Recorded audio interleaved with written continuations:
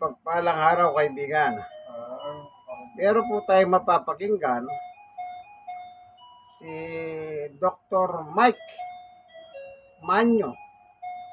Ipaliliwanag niya po yung sarcoma. Yung sakit na sarcoma na dinaranas po ngayon ni Dr. Willie Hong. Yung isang magaling na doktor na hindi pala po natin alam. Meron po pala siyang ngayon, sa panahon ngayon meron siyang inihinda na sakit. Na yung sakit na yon, ang sabi niya po sa kanyang vlog, napanood ko ng maraming beses, hindi pwedeng operahan.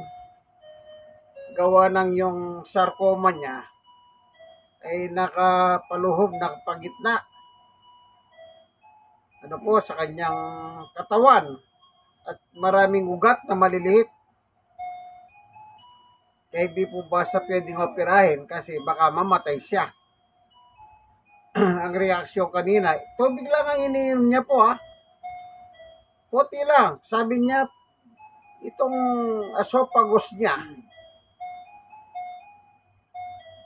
imbis na ganyan, halimbawa, ganyan ang butas, ganyan. Dahil po doon sa sarcoma na sinasabi. Ito isang matagal na gamutan na kanser. Kanser po yun. Dito ipaliliwanag po ni Dr. Mike Manyo. Dito po sa YouTube, Ayan. I-play po natin ang YouTube, Ayan. Tingnan natin, Ang title, ano ang sarcoma? Ano po?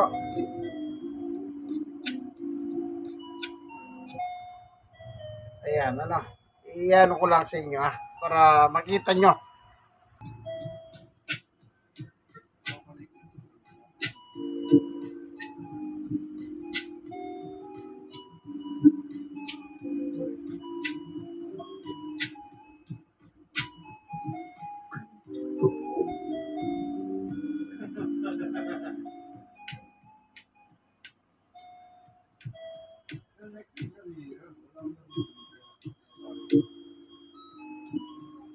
Good evening everyone! Magandang gabi po sa lahat ng subscribers, followers, and viewers. Nandito tayo ngayon sa Health Home by Dr. Mike. Pag-usapan natin kung ano ang sakit na sarcoma. Marami po siguro ang nagtataka bakit biglang sarcoma ang i-discuss natin. Because I believe marami po sa inyo ang Iyan, po?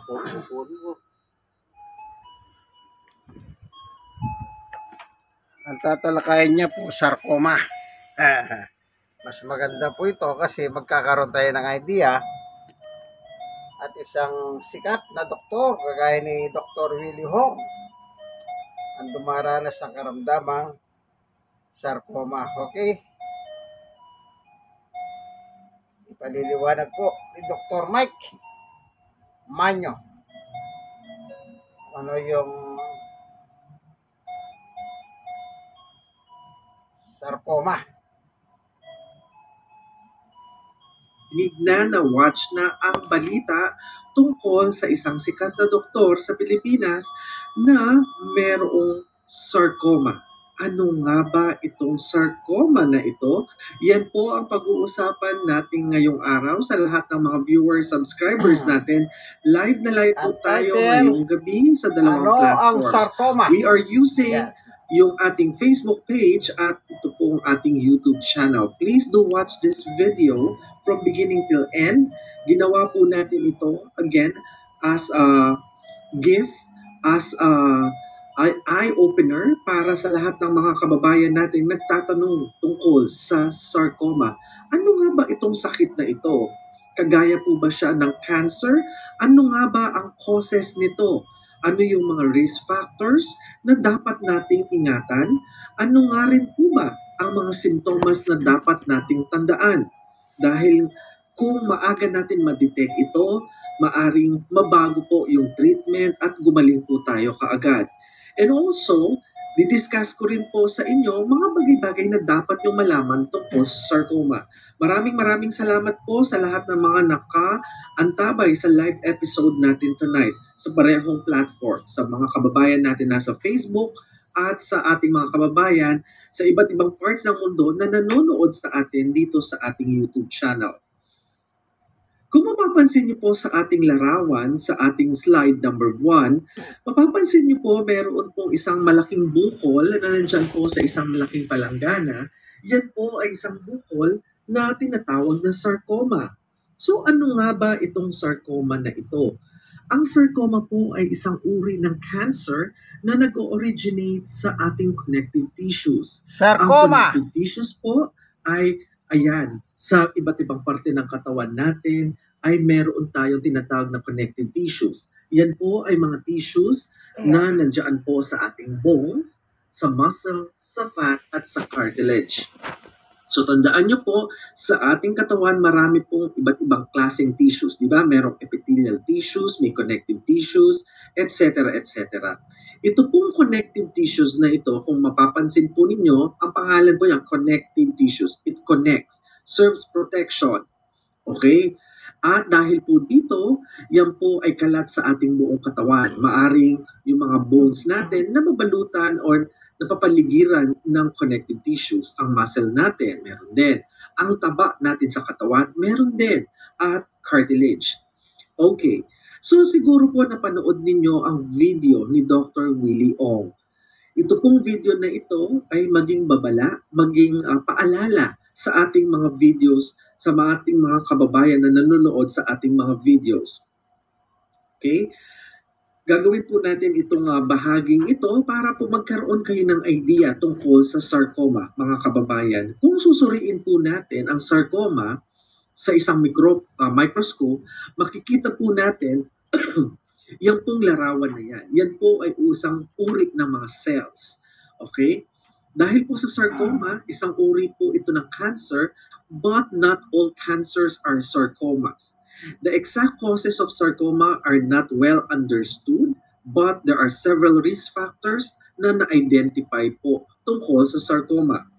Okay, so sa mga viewers natin at least meron kayong idea na ang sarcoma ay isang uri ng tumor na maaring tumubo sa iba't ibang parte ng katawan. Malapit sa bones or sa buto, malapit po doon sa binigay kong mga structure kanina, cartilage, okay, pwede rin po sa taba. I myself po, meron na po akong nakita pasyente na merong sarcoma. My classmate was diagnosed, nung undergrad po ako, diagnosed with sarcoma. After a few years, my classmate passed away because po sa sakit na ito. Excuse me. Let's move sa ating discussion. Maraming salamat po sa mga nanonood. Kung may mga tanong po kayo, ilagay po ang mga questions ninyo sa ating chat box. Okay. What are the risk factors of sarcoma? Karamihan po, common sa mga may sarcoma, ito pong tinatawag na genetic factors. There are certain conditions such as mga binibigay nating example, itong Li-Fraumeni syndrome or neurofibromatosis type 1. Kung ang pasyente po or an individual have this specific condition, mataas po ang tsansa na magkaroon sila ng sarcoma. Like this picture. This is a case of neurofibromatosis type 1. Ito po yung mga bukol-bukol sa ating katawan. Marami po tayo minsan nakikita, nakakasalubong na meron nito. So, sila po ay mataas ang risk for developing itong tinatawag na sarcoma. Next, another risk factor po kung kayo po ay na-expose or meron pong kasalukuyang sakit na kung saan na-undergo po kayo ng radiation therapy. This is for another cancer and it also increases the risk of developing sarcoma doon sa treated area na yon. Okay, another one, chemical exposure. Sa mga kababayan po natin na expose or nagtatrabaho na kung saan malapit sa dioxin or vinyl chloride, these two compounds or chemicals have been linked to an increased risk of developing sarcoma. Ano po ba itong dioxin na ito? Saan nakukuha ito? Ito po ay nakukuha sa mga ginagamit pong herbicides. Okay, yung pong pang-spray sa mga halaman para hindi po magkaroon ng mga insekto or mga pesticide para po mag-produce ng yield o maganda ang ani. Kaya nga po mga kababayan, yung po mga kababayan natin na mahilig kumain ng fruits, vegetables, hugasan po nating mabuti ito or iluto nating mabuti. Dahil po, kung nakain natin over the years, ito pong mga pesticide na nandyan po sa mga halaman, maaari po tayong magkasakit. Isa sa mga sakit na pwede natin makuha, ito pong uri ng sakit na ito, sarcoma. Okay? So saan pa makikita itong mga chemical na ito? Ito pong vinyl chloride, yan naman po ay makikita ninyo, ayan, sa mga kababayan nating nagtatrabaho na kung saan may mga tubo, mga pipes, okay, mga PVC, mga wire coating, automotive parts, flooring, and other plastic products. Kung kayo po ay laging exposed, 'di ba? Minsan po kasi ang trabaho natin sa mga pabrika, paggawaan ng mga pipes na nakikita niyo sa screen or sa mga vinyl chloride or plastic na naaamoy po ninyo lagi ang chemical na yan. Marami pong pag-aaral na yan po ay nakakadulot din na mataas ang risk for sarcoma. Next, ang edad po ay isang risk factor din. Karamihan po ng mga pasyente na may sarcoma, it can occur at any age. But yung pong karamihan na may sarcoma, yung pong mga bata, children and young adults. But anyone can have this condition or this sakit. Sa gender naman, nung tinignan po sa mga pag-aaral, some types of sarcoma are more common sa mga kalalakihan compare sa mga kababaihan. So again, Yan, sabi po ni Dr. Mike, ano? Yung sarcoma, yung mga may edad na. Kung yung napanood yung mismo sabi ni Doc Willie, siya po ay 60 years old na, senior citizen. Yan. Kaya sabi ni Dr. Mike, pasok siya. Ano? Pasok. Ngayon, ano pa sinabi niya? Sa lalaki, babae, mas common sa lalaki ang sakit na sarcoma. Kaya pasok si Dr. Willie, yung binanggit niya, no po? Una, si Dr. Willie, 60 years old na, senior citizen at lalaki siya. Ipagpatuloy natin ang paliwanag ni Dr. Mike Manyo. Sa mga industrial exposure, yung pong mga kababayan natin, mga kalalakihan, kasi halos sila ay nagtatrabaho sa mga pabrika, mga industrial, paggawaan ng mga tubo, mga pipes at exposed sa vinyl. Okay? Ayan po, lagi niyong naririnig. O yung plastic exposure, naaamoy natin. Okay? Maari po yan tumubo, magkaroon ng tumor sa loob ng katawan natin, sarcoma ang tawag dito. Okay? So, what are the different types of sarcoma? So, mapapansin niyo kung ang cancer, maraming klaseng cancer din, depende kung saan tutubo sa ating katawan, marami din pong klase or different types of sarcoma. Pag sarcoma, ayan, connective tissue, either sa bone, either po sa taba, etc. So now, let's dig deeper, tignan natin kung saang parte po ng katawan makikita itong sarcoma na ito. Saan po siya common tumubo? Okay, so mapapansin niyo po sa screen natin, malaki ang screen, nilakihan po natin ang picture natin. Ito. Maari po itong tumor na ito, tawagin siyang angiosarcoma. Ang ibig pong sabihin, ang tumor na ito, tumubo siya, malignancy, sa ating blood vessel, sa mga ugat. Ayan po, napapansin nyo, maaring tumubo siya sa ugat natin na yan, dito sa ating kamay, sa ating braso, or sa mga ugat natin sa ating lower limbs. Maari din po ang sarcoma, ang tumor na ito, ay tumubo sa bone. Ang tawag naman po dyan ay bone sarcoma, tumor in the bone. Maaring tumubo siya dito sa buto, sa ating binti, okay? Or sa ating kamay. Any part, dahil nga po binanggit ko kanina, ang buto ay isa sa mga connective tissues na mayroong connective tissues at favorable na pwedeng tubuan nitong sarcoma na ito. Maaari din pong tawagin siyang Ewing sarcoma. Okay? Hindi lamang po sa isang parte ng buto, sa ibang parts din po pwedeng tumubo ito. Pwede rin pong tawagin itong chondrosarcoma kung cartilage naman.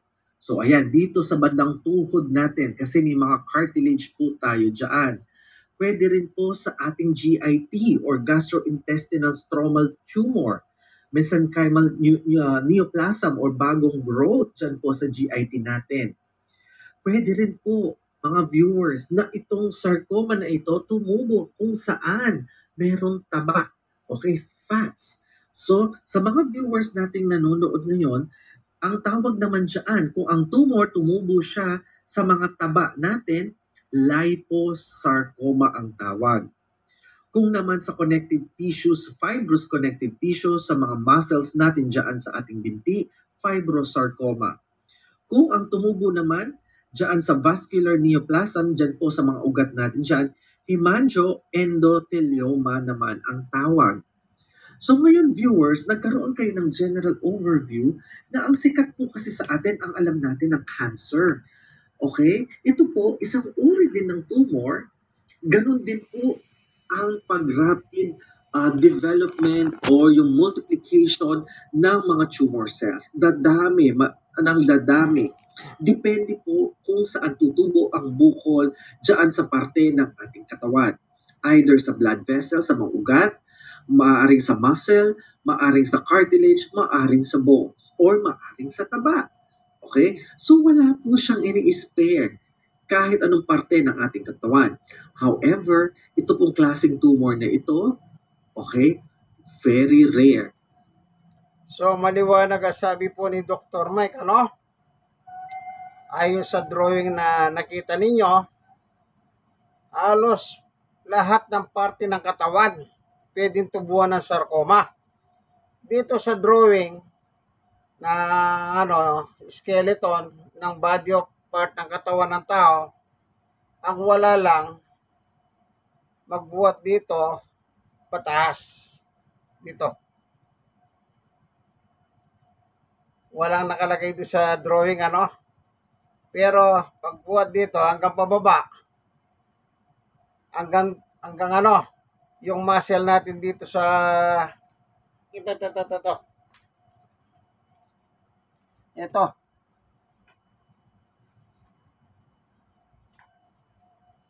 Ayan, hanggang dito ang drawing, ano? At saka yung bukol-bukol, yung sintomas na nakikita nyo sa mga inyong mga kapwa-tao, bukol-bukol. Ayan. Na may chances na merong sarcoma yon. Sabi niya. Okay? Hanggang dito lang po. Then, patas, wala. Ito, pababa, hanggang muscle sa paa. Ito. Ayos sa drawing. Ang pwedeng tamaan ng sarcoma. Edad matanda. Exposed sa mga PVC. Yung amoy ng PVC. Pipe. Ano? Yan. At saka, lalaki. Okay, tuloy natin ang paliwanag ni Dr. Mike. Maganda ito. Informative ito para makahiwas tayo po. Ano? Okay, tuloy natin.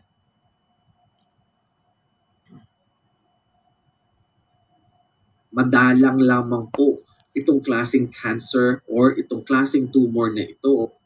Kung pansin niyo, mas marami tayong nakikitang mga cancer kasi yung mga cancer halos sa mga major organs like for example, cancer of the liver, cancer of the brain, cancer of the breast, cancer of the stomach or intestine, di ba? Pero ito, tumutubo siya doon po sa mga binanggit kong connective tissues. Sa bones, okay? Pwede po sa cartilage, pwede po siya sa taba, okay? Or sa muscles. Okay, now na meron kayong idea doon po sa different types of sarcoma, ngayon, ano po ang mga common symptoms nito? Kasi dapat tayong malaman natin. As mentioned, kung napanood niyo po ang video ni Dr. Willie Ong, binanggit niya po doon kung ano yung mga symptoms na nararamdaman niya. However, depende po yan sa lokasyon ng tumor na tumubo. I would have a detailed discussion tungkol sa naging kaso ni Dr. O on Wednesday. So abangan niyo po yan mga viewers. Next, the symptoms of sarcoma can vary depende po sa lugar ng tumor na tumubo sa ating katawan. Ano ang lokasyon? Ano ang size ng tumor na ito? Dahil nga po, ang kalaban natin dito, itong bukol, maaring pumunta siya sa mga lugar na hindi naman sadyang pinupuntahan ng mga bukol-bukol. Okay? So, pwede po siyang magtago dyan. Kasi nga, mas alam po natin kung saan tumutubo yung cancer. Isang uri ng tumor din po yun. Okay. So, the sarcoma, in terms of symptoms, lakihan po natin. Maari po ang pasyente, meron po siyang nakakapanglang or pamamaga dyan po sa mga soft tissues or sa bones natin. So, maaring ang nakakapa po ninyo yung taba. Okay? Tapos, meron bumubukol doon. Kung malaki na po ito at kung medyo pa-superficial siya, palabas siya. However, kung nasa loob yan, medyo mahirap po siyang makapa. Okay? Meron pong pananakit. Maaring sumasakit po ang inyong likuran or tenderness as the site of the tumor. Kasi nga po, itong tumor na ito, kung nandoon sa loob ng katawan natin, kung lumalaki po ito, maari pong tinutulak niya yung ibang organs sa ating katawan. Kumbaga, pinipress niya, nadadaganan po yung ibang structure. Just imagine kung ang tumor na ito na-develop siya sa bandang tummy natin, sa stomach area natin. So, itutulak po niya ang tiyan, itutulak po niya yung mga structures na nandoon or sa bandang taas. Maaaring itulak po niya, okay, at i-press niya yung ating esophagus. Kung kakain ka, iinom ka, hindi makadaan mabuti yung pagkain dahil nga may bukol na humaharang doon sa ating lalamunan kung nandoon ang lugar na Ayan. Lalamunan. Doon po nangyari yung Dr. Willie. Napanood ko yung video niya. Uminom lang ng konting tubig, ha? Hindi niya malunok-lunok. Ito. Sabi ni Dr. Mike, tinutulak niya. Nagtutulak pala yung sarcoma. Hanggang sa mahipit. Ito, daanan ng ating pagkain. Kaya yung paliwanag ni Dr. Willie Hong kanina, uminom lang ng konting tubig, sabi niya, hindi po niya malunok, sabi niya, masakit. Yung pagkain, ganun din po. Kasi nga po, yung kanyang sarcoma, itinutulak po sa kanyang asparagus. Itong lalamunan, yung dahanan ng pagkain, tubig. Yan, kaya hirap na hirap po siya kanina habang pinanonood ko ang itsura niya. Talagang di mo mapinta mukha niya. Ang hirap pong dinaraanan ni Dr. Willie Hong ipag-pray niyo po siya pagpatuloy po natin ang pagpapaliwanag ni Dr. Mike.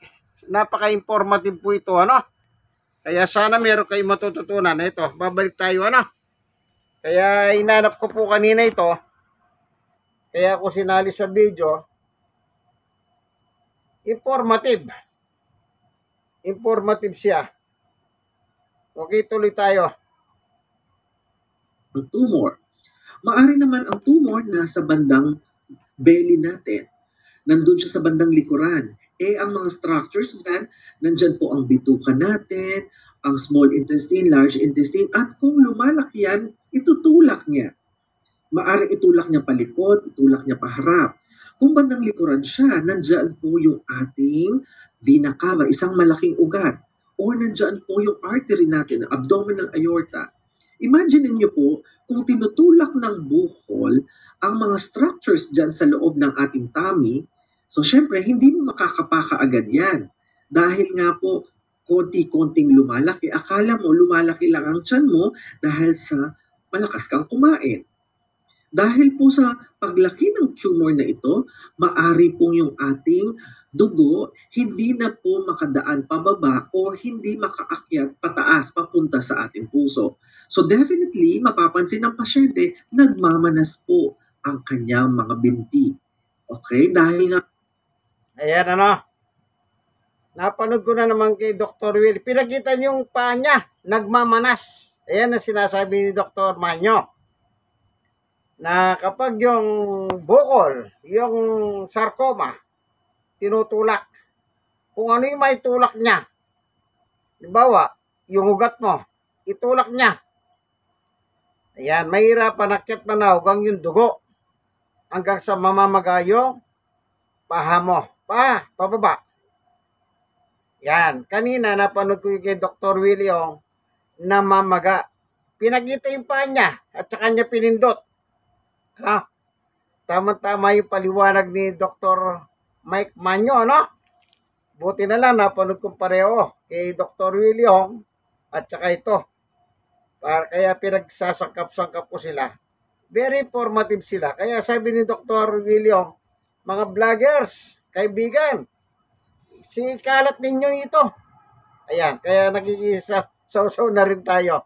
Hindi ba rin mag-isawsaw tayo sa merong pakinabang. Pakinabang na informative.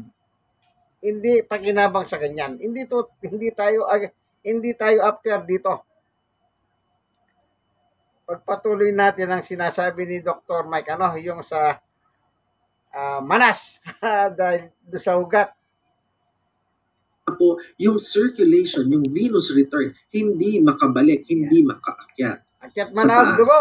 Another thing is limited range of motion if the tumor nandiyan po sa mga joints. Hindi na natin magalaw-galaw yung mga joints natin. Dahil alam naman po ninyo kung saan nagdudugtong yung dalawang buto, nandiyan po ang joints, and then nandiyan din po yung mga ligaments and so on and so forth. And dahil po sa limited range of motion, hindi na natin makilos, hindi na natin magalaw-galaw itong kamay natin kung tumubo ang bukol dito sa bandang shoulder natin. So, syempre, may limitasyon na po ang paggalaw. Okay? Or dyan bandang likuran natin. So, again, depende po kung saan tumubo ang tumor. Or, ang pasyente nakaka-experience po siya ng unexplained weight loss. Kain ng kain, pero pumapayat siya, bumabagsak ang katawan, at laging panghihina, hapong-hapo. So these are the common symptoms of patients suffering from sarcoma. Meron pa po dito dahil, ayan, meron din lagnat, fever, unexplained, hindi ma-explain kung saan nanggagaling ang lagnat ng patient. Meron din po siyang night sweats. Okay, pinagpapawisan kahit normal naman ang temperatura sa loob ng kwarto or room po ninyo. Then some patient may experience bone fractures in case of bone sarcoma kung tumubo naman sa buto yung tumor. And some patient may experience neurologic symptoms in cases of nerve sarcoma. Just imagine, ito pong tumor na ito, dahil po sa structures na kung saan siya tutubo, marami po siyang pwedeng i-damage doon. Marami pong pwedeng maapektuhan na structures kung saan nagsisimulang tumubo ito. Siyempre, lumalaki ito ng lumalaki and such a way na makompress niya, matulak niya yung mga ibang structures na nandoon sa area na yon. Again, ang question natin, bakit po ang hirap? Hindi kaagad nakita itong tumor na ito. As mentioned po kanina, depende po kung saan tumubo ang tumor. Dahil nga po, kung saan o anong area sa ating katawan, minsan yung area na yon hindi naman po na-explore pag nagpapatest tayo. Di po ba? Like for example, kung tumubo ang tumor dito sa puso natin, sa bandang likuran ng puso natin, Yung drawing po na nakita nyo uli, yung brain. Yung drawing kanina hanggang dito lang. Dito wala. Dito lang. Hanggang ito, muscle.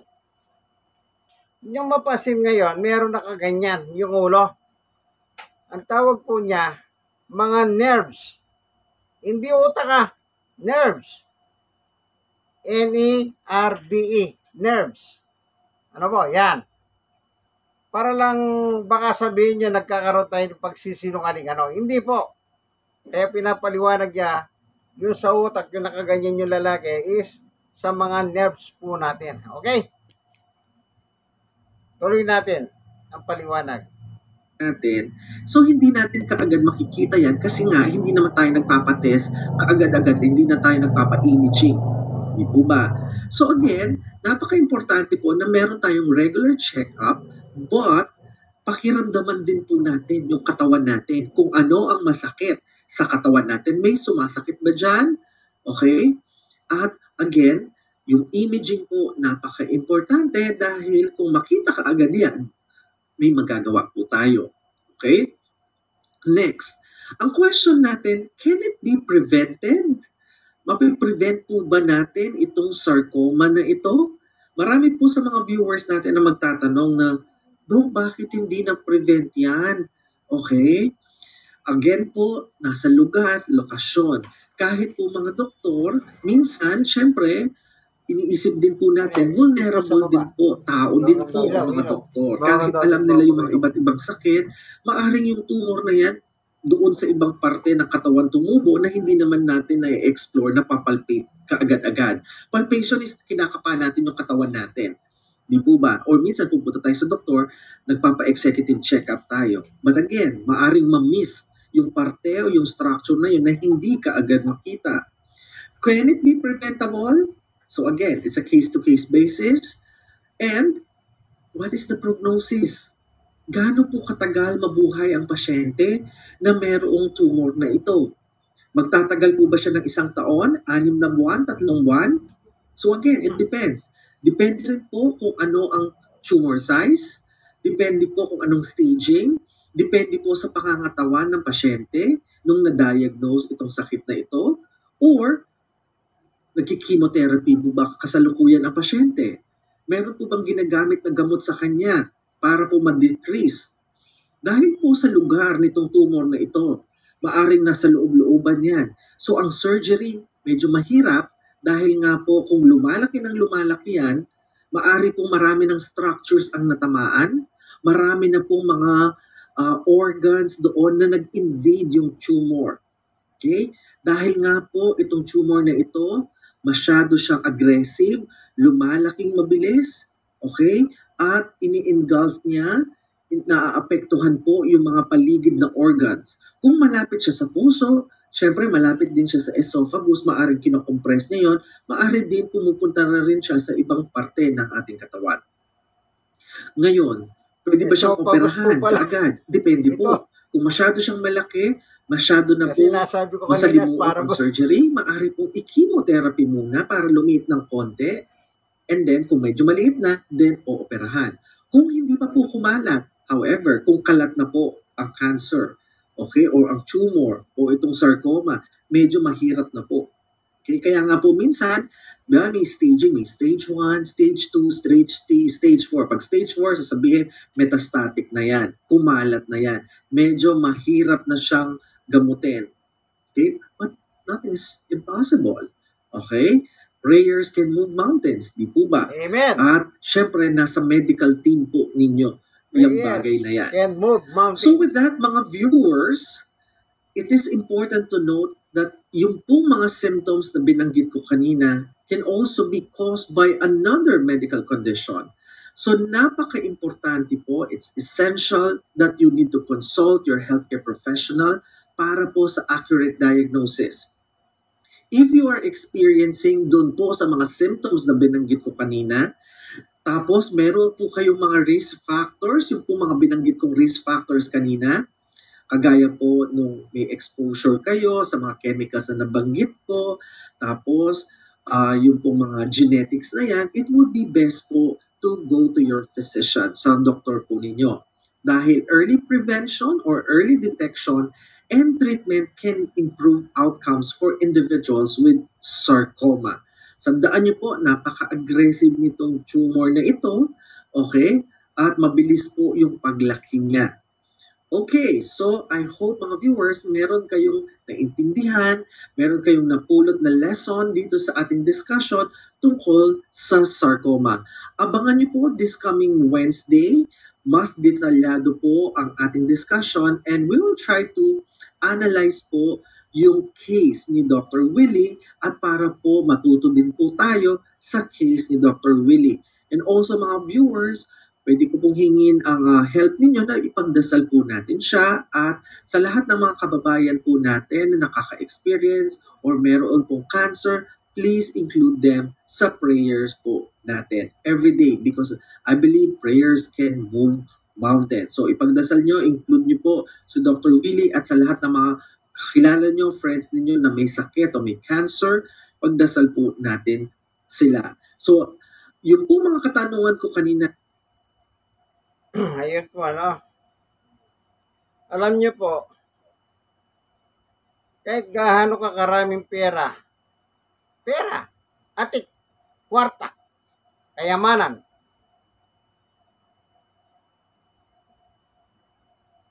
pinatutunayan ni Dr. Manyo, ano sabi niya? Ipanalangin ninyo. Prayer, move mountain, sabi niya. Totoo naman po yan eh. Unang-una, ang buhay natin ay galing sa Diyos. Ang Diyos lang ang babawi. Diyos lang ang babawi. Nasa pasya ng Diyos kung aaba pa ang buhay natin o hindi. Bakit po? Diyos nga may-ari ng buhay natin eh. Kung gusto niyang kunin niya, kahit na bata ka pa, o kaya nasa sinapupunan ka pa lang, o kaya nabubuo ka pa lang, mawawala ka na. Ang buhay bigay ng Diyos. Meron pong talata sa Biblia, meron siya sinasabi, basahin natin kukunin ko lang po yung Bible ko. Amen, ang Biblia ng mga pastor. Dito po sa Bible, ang sabi ni Apostol Pablo,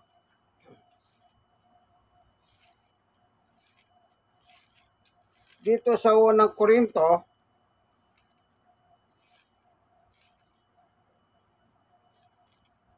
sabi po,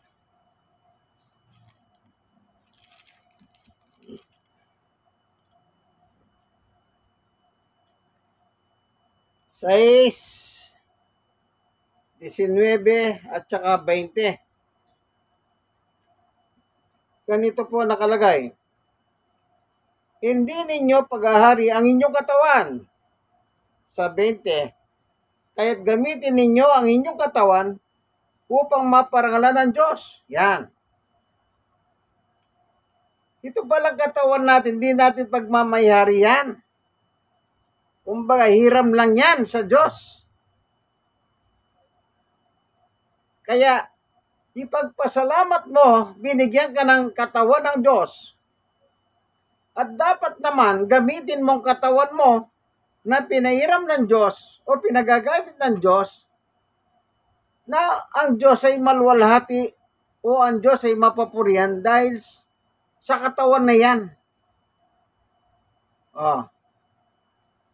Pag ginagamit mo ang katawan mo sa masamang bagay, walang kalwalatian ng Diyos doon.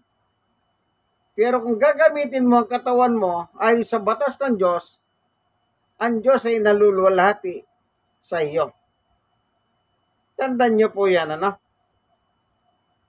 Kaya yung katawan natin, gamitin natin upang ang Diyos po ay maparangalan, maluwalhati at madakila ng dahil po sa ating katawan.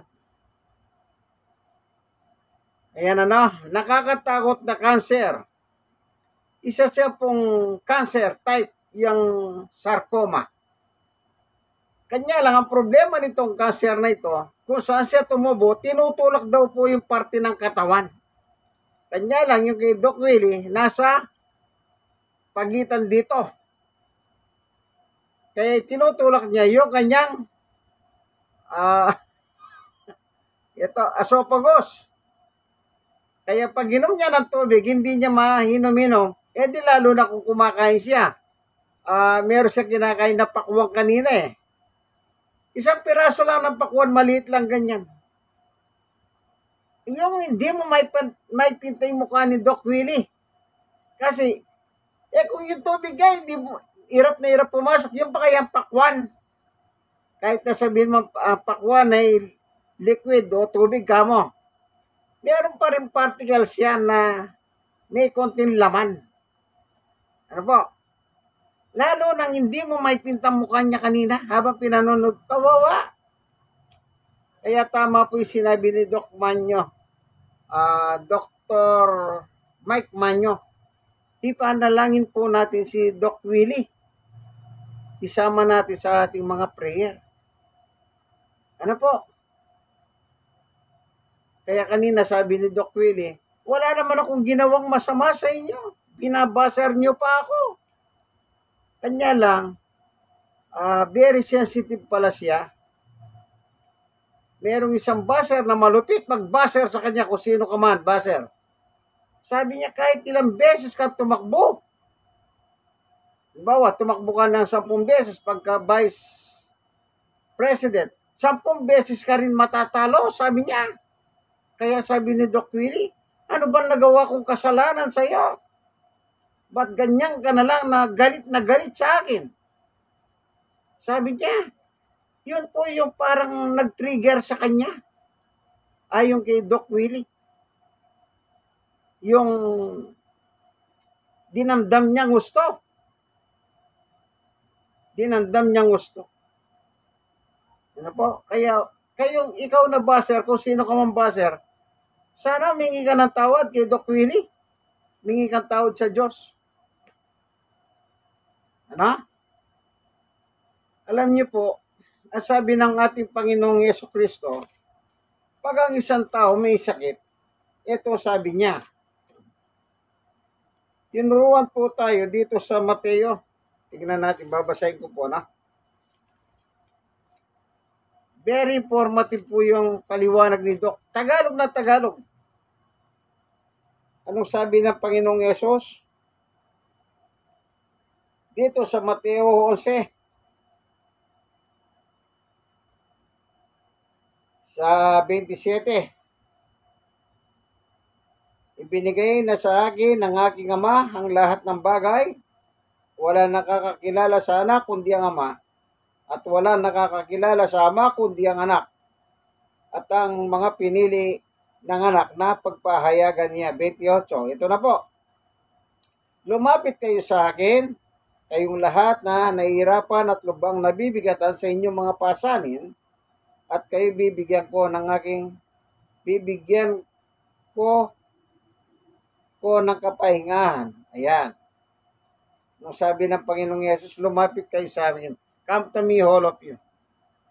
May problema ka, may kabigatan ng buhay mo. Kung ano man yung dinadala mong problema, napakabigat.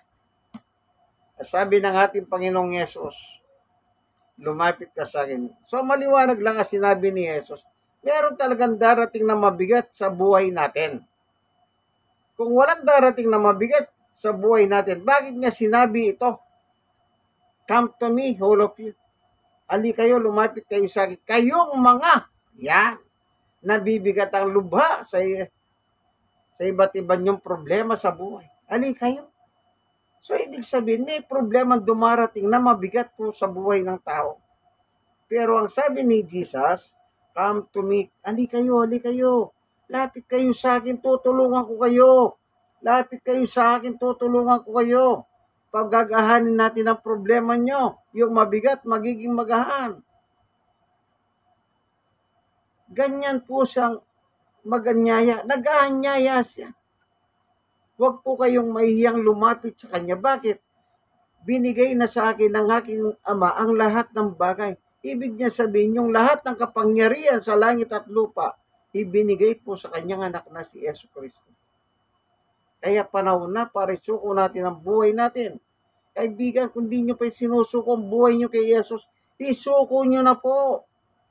Wala po kayong magagawa dyan. Kahit anong gawin nyo, talo kayo.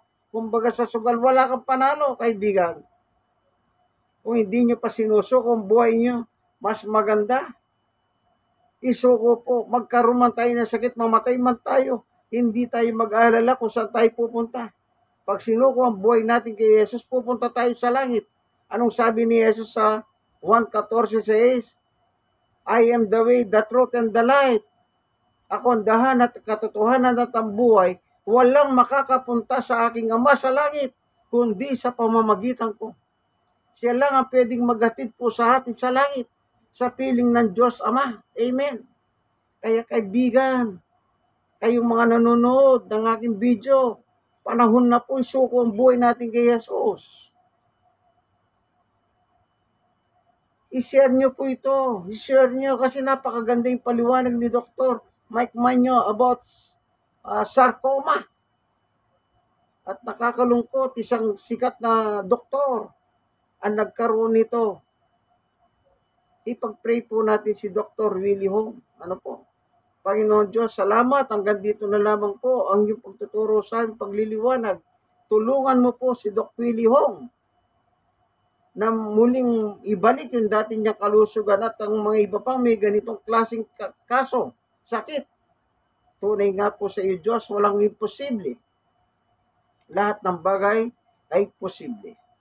Sabi nga ng iba sa social media, doktor, yan, kumisan, doktor, pero bakit nagkakasakit? Opo, tao lang kasi. Tao lang. Kahit hindi doktor, nagkakasakit nga eh. Yan, doktor pa kaya. Doktor, nagpapadoktor. Yang abogado, pag nagkakaso, kumukuha ng abogado. Oh, ganon po yan. Kaibigan, like. Share na share. Kayo na share nyo sa iba.